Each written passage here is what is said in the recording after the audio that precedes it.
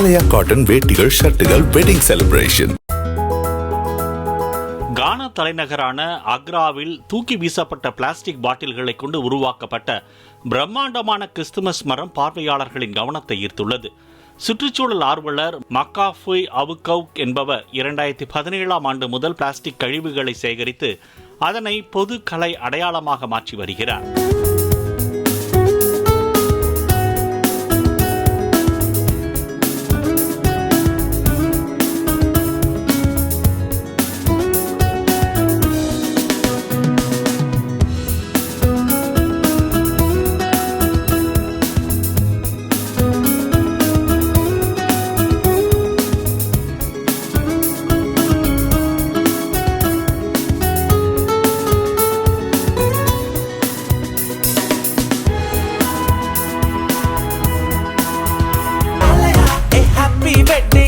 ஆலயா cotton வேட்டிகள், ஷர்ட்டுகள், wedding celebration.